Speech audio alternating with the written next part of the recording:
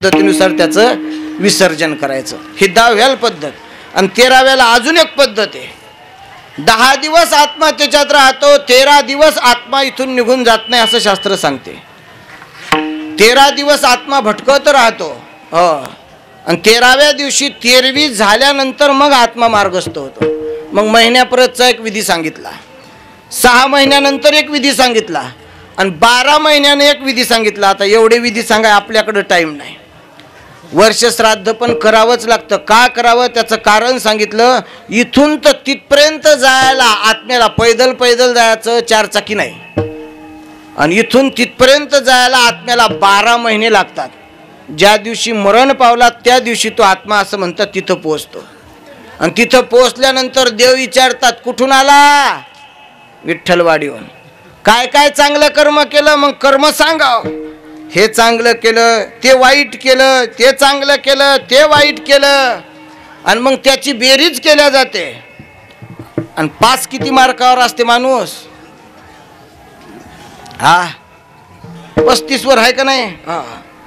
35 वर पास, त्याला 34च पडले. आता उद्धव महाराज मग त्यानं त्या दिवशी खाली पहा की अरे अरे हाडाचे काढ केले. कीर्तनकार सांगू लागले भजन करा, पूजन करा, भजन करा, नामस्मरण करा, चांगले कामं करा. काहीच नाही केलं. 2 एकराचं 200 एकर पोरायसाठी कमावून ठेवलं आणि 1 मार्कानं हुकतो काय काढणं. मग देव सांगते तसं नाही चालत. तुला 1 मार्क खालून उसणं आणता येते जर देत असतील तर. गणितात असते ना उसणं. मग ते उसणं कोणालाही नाही देता येते, लेकरा बाळाला द्या लागते. म्हणून मग त्यानं तही खाली पहा. मग खाली काय ना काहीतरी होम चालू असावं, यज्ञ चालू असावं, भागवत चालू असावं, कीर्तन चालू असावं, भजन असावं, नामस्मरण असावं. मग तिथला माणूस पुन्हा बेरीज करते. 10व्याच्या दिवशी एवढे लोक जीव घातले, अन्नदानाचं पुण्य. 13वीच्या दिवशी गोड 13वी केली, कीर्तन ठेवलं, वारकऱ्याला जीव घातलं, सोयरे धायरे बोलावले, सगळ्याच्या मुखात गोड घास घातला. हे आत्मा तृप्त केला सोयऱ्या धायऱ्याचा, त्याचं पण पुण्य. महिन्या परत काय असेल नसेल तो विधी केला, त्याचं पण पुण्य. आणि वर्ष श्राद्धाला पण सध्या विधी. मग एवढ्या मिळून तुला 1 मार्क डबल शिल्लक पडला गड्या. 35% झाले. चाल ये आत. आणि मग त्याला जर आत घेतलं तर पुनरपी जननम पुनरपी मरणम पुनरपी जननी जठरे शयनम इह संसारी. या संसारात पडायचं काम नाही. आणि मग घरच्यानं जर बाकीच्यानं काही केलंच नाही तर 1 मार्कानं पण काही बुढा कट्टे. आणि मग ज्यानं एवढं आपल्यासाठी कमावून ठेवलं त्याच्यासाठी जर आपण एवढं जर करत नसल तर तो आशीर्वाद देईन म्हातारा का श्राप देईल? नाही केलं तरी पण आहे का नाही? सोपं आहे का? सोपं सांगतो तुमच्या ध्यानात येईल. एखाद्या घरचा व्यक्ती मरण पावला, 2 वर्ष झाले की सुपडा सापच सगळं आहे का नाही?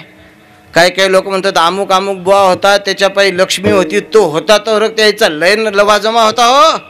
लय नाव होतं, लय काय गाजा वाजा. ते तात्या गेले तरीपासून राजा मिळच नाही बसला बा. दरवर्षी का लागले.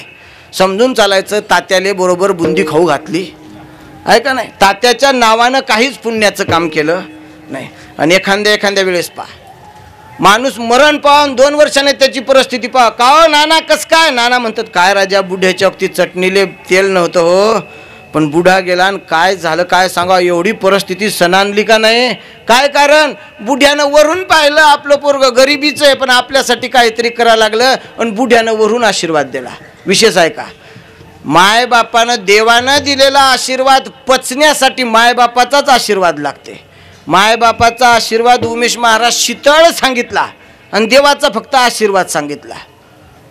मायबापात देवानं दिलेला आशीर्वाद पचण्यासाठी त्याला जोडीला मायबापाचा आशीर्वाद पाहिजे. सोपं आहे का? वावर नागरलं, वखरलं, काळी भोर जमीन केली आणि त्याच्यात सरकी नेऊन टाकली. निघल का नाही पराठी आता? काऊन? आता ती टाकली ना, पेरली ना ती. निघल का आता? नाही निघणार बापू.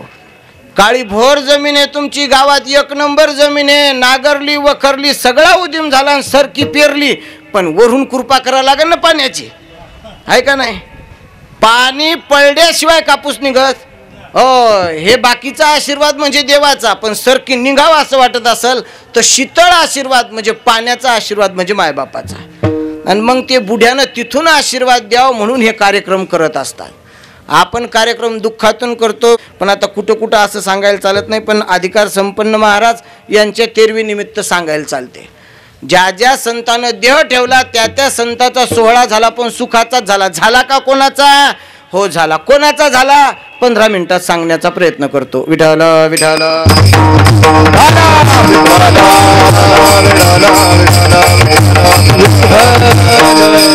पंढरपुरात नामदेवराय चंद्रभागेच्या तिरी फिरू लागले. विशेष आहे का? काही साधू लोक भेटले, जय हरी झाला, काय चाललं काय नाही. आता जसा सोबती भेटला तसा विषय. नागेश महाराज, शेतकऱ्याला शेतकरी भेटला तर तुमच्या इकडे काय पेरेले, काय म्हणते पाणी पाऊस आहे का नाही. डॉक्टरला डॉक्टर भेटला तर त्या क्षेत्रातली चर्चा, साधूला साधू भेटला तर त्या क्षेत्रातली चर्चा. मग साधू लोक भेटले नामदेवरायाला, मग चर्चा चालू झाली. ते म्हणले वाल्मिक नावाच्या ऋषीने अनेक ग्रंथ निर्माण केले. हो, रामायण शतकोटी ग्रंथ, शतकोटी श्लोकाचं रामायण निर्माण केलं वाल्मिक नावाच्या ऋषीनं. प्रभू रामचंद्राचं चरित्र लिहिलं रामायणात वाल्मिक नावाच्या ऋषीनं. विशेष आहे का? नामदेवराय म्हणले एवढा मोठा ग्रंथ वाल्मिक नावाच्या ऋषीनं निर्माण केला. मग आपण काय केलं? आपण देवाची स्तुती करायला पाहिजे, काय ना काहीतरी लिखाण करायला पाहिजे. आणि प्रतिज्ञा केली नामदेव महाराजांनी की वाल्मिक नावाच्या ऋषीने जेवढे श्लोक रामायणात लिहिले तेवढेच अभंग मी माझे नाम्याचे तयार करेन. आणि मग आले विठ्ठलाच्या दर्शनाला, दर्शन घेतलं आणि देवाला सांगितलं देवा मी अशी अशी प्रतिज्ञा केली. देवान डोक्याला हात लावला. नामा काही येड्यासारख्या प्रतिज्ञा करतो काय? काय झालं देवा? अरे वाल्मिक नावाच्या ऋषीनं रामायण लिहिलं, इतके इतके श्लोक लिहिले, पण ते आयुष्य मर्यादा जास्त होती. सुरुवातीला सतयुगात आयुष्य मर्यादा जास्त, द्वापार युगात आयुष्य मर्यादा जास्त, त्रेतायुगात पण आयुष्य मर्यादा. सतयुगात असं म्हणतात 1,00,000 वर्षाचं माणूस राहायचं. 1,00,000 वर्ष.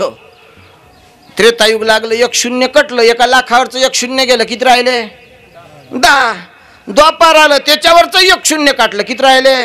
1000. आणि हे कलियुग आलं त्याच्यावरचं 1 शून्य काटलं, आता किती राहिलं?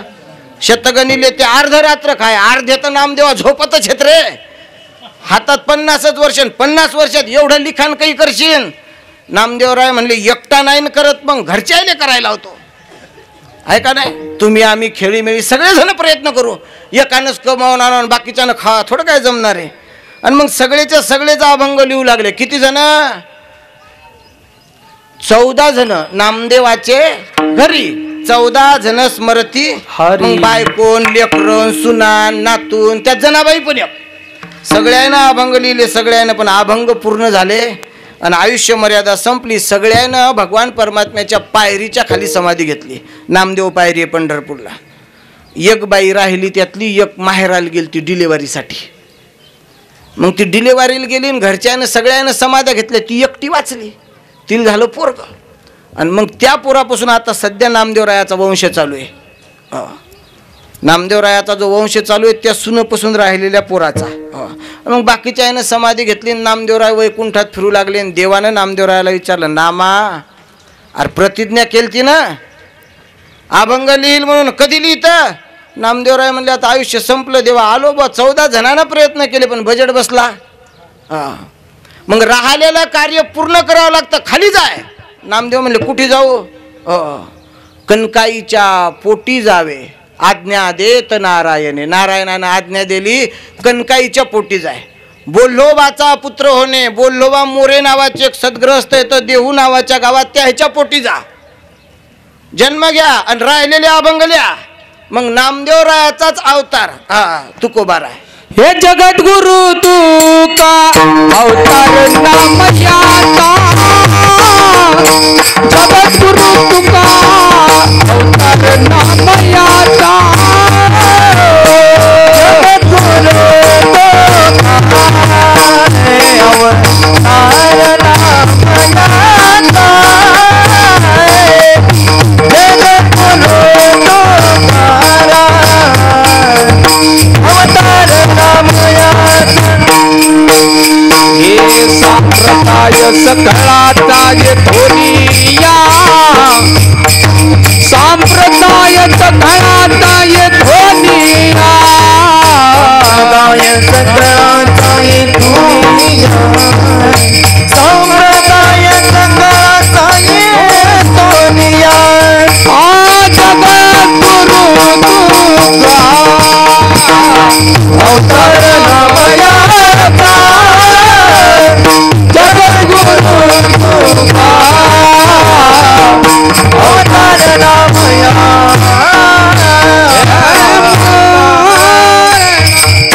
तुकोबाराय म्हणजे नामदेवरायाचा अवतार. आणि मग तुकोबाराय खाली आले. 17 वर्ष तुकोबारायानं प्रपंच केला, लग्न कार्य लेकर बाळ.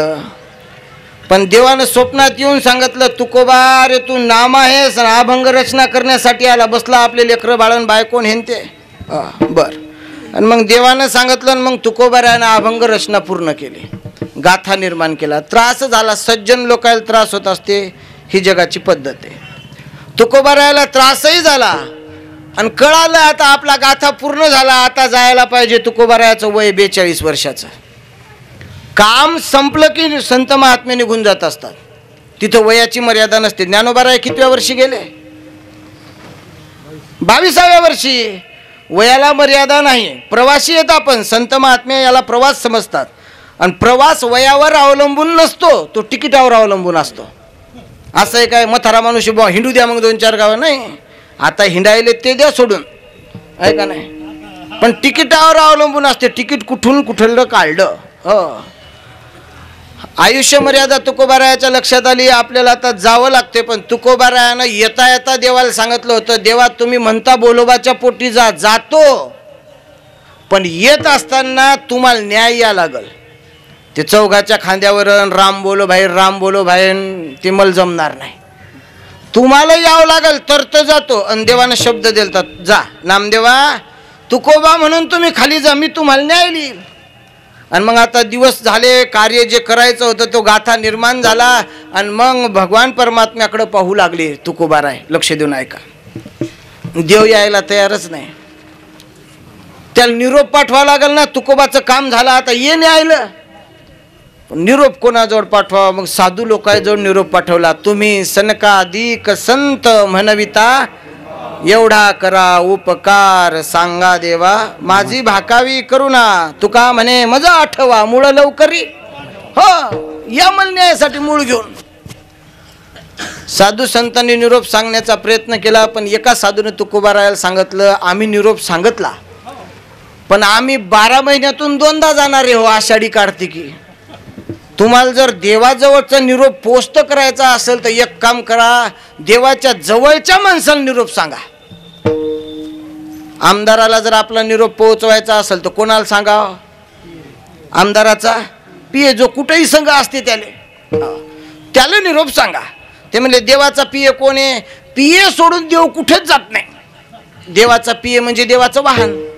आपल्याला जसं कुठेही जायचं की आपलं स्वतःचं वाहन ठरलेलं आहे, तसं देवाचं पण एक वाहन आहे. कोण? गरुड. आणि मग तुकोबाराय गरुडाचे पायी ठेवी, कशासाठी? वेगी आणावा तो मज दिना ते. गरुड म्हणला काय हरकत नाही, मी पीए आहे, मी वाहन आहे, पण तुम्ही एक काम करा ना, देव उठला तरीच ना,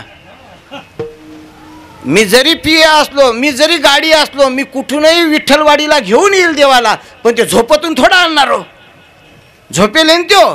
तुम्ही एक काम करा, ज्या आसनावर झोपेले त्याला विनंती करा.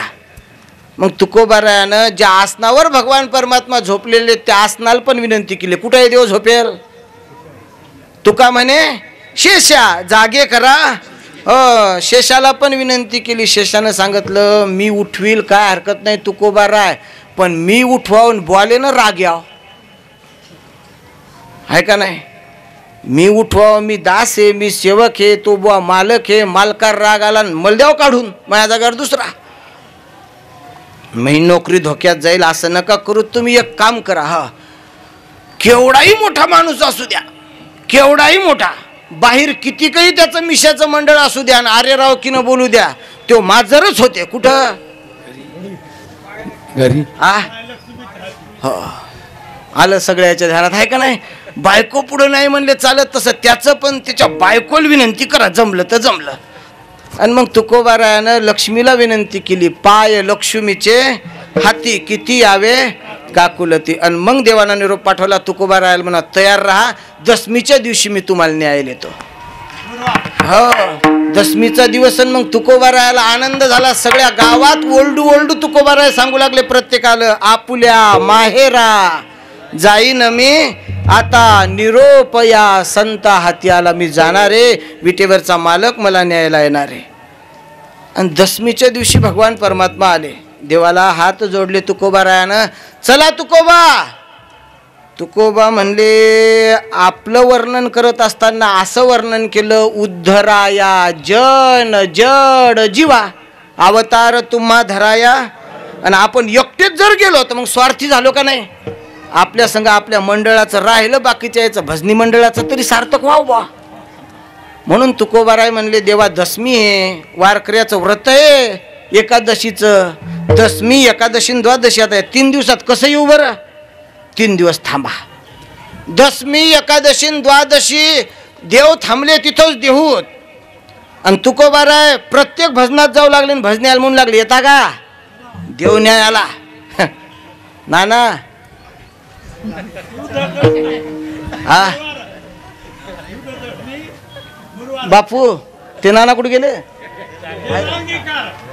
येता का. हा, सगळ्याला विचारू लागले, कोण याय तयार रे, येता का. म्हणजे का जत्रेला थोडं काय आहे का नाही. जत्रेले चला म्हणलं की कोण येईल, चला म्हणजे डायरेक्ट वरी मराव. कोणाला वाटते बापू. तुकोबा म्हणले, तुम्ही माझ्या जवळचे आहेत म्हणून मी तुम्हाला विचारायलो. पण ते लोक म्हणले, हो काय हरकत नाही तुकोबा, आम्ही तुमच्या जवळचे आहेत, पण आमच्या जवळच्या घरी कोणी आहेत ना. बसा. विठाला विठाला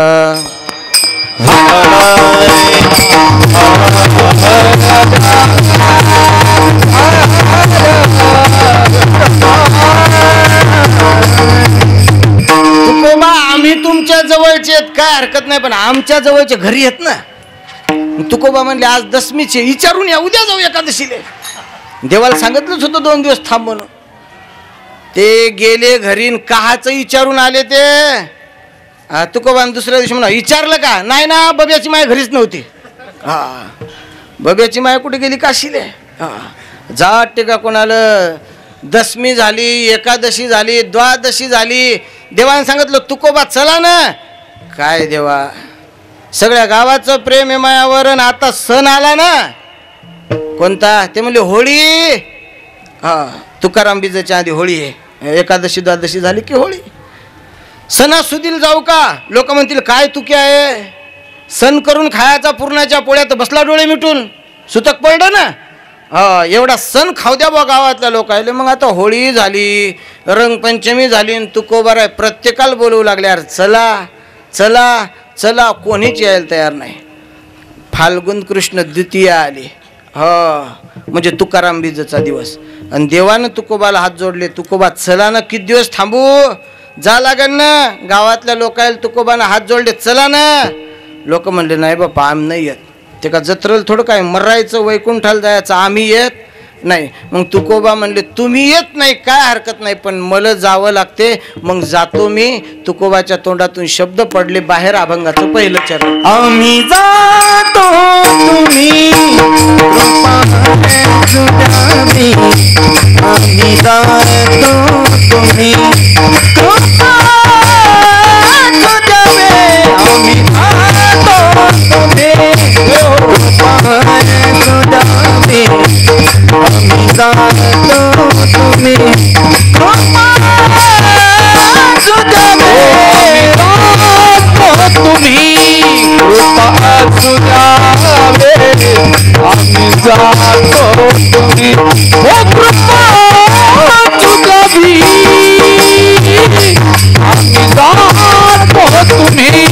कृपा सुधावे आम्ही जातो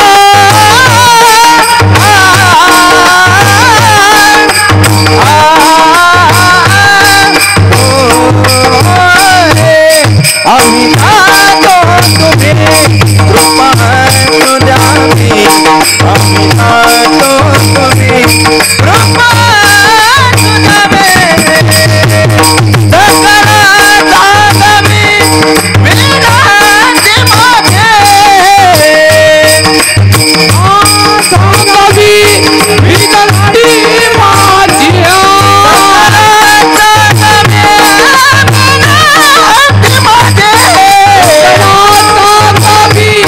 विनंती माझी वाढवे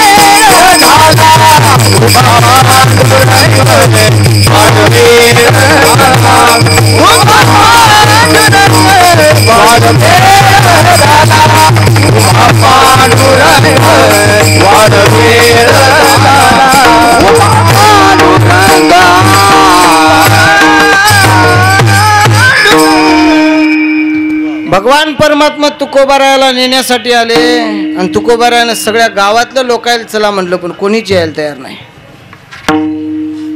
येत नाही कोणी म्हणून तुकोबारायानं हात जोडले. विशेष आहे का, मी मगाच सांगितलं तुका आकाशा अधिकार संपन्न तुकोबाराय. ज्या तुकोबारायाला नेण्यासाठी देव येतात तरी पण त्या तुकोबारायाचं अंतकरण एवढं छोटं आहे, एवढा अंतकरणात लहानपणा आहे की हात जोडा.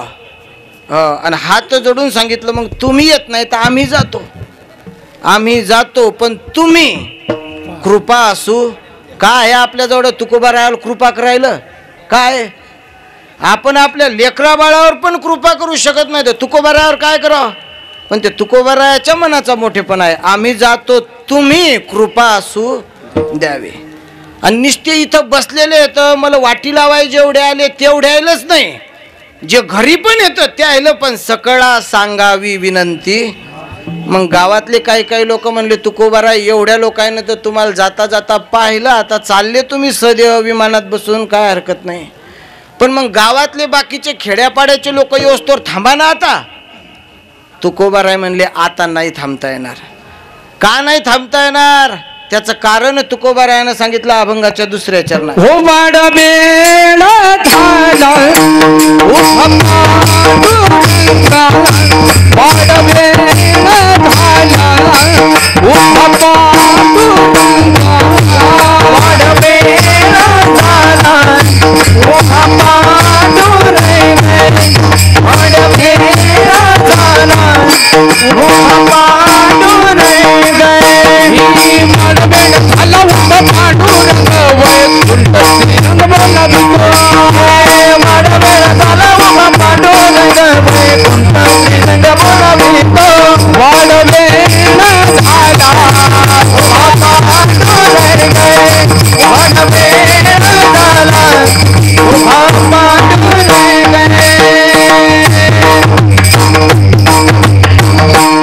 पाहुणे मंडळी भरपूर आले, टाइम संपला माझा बरं का.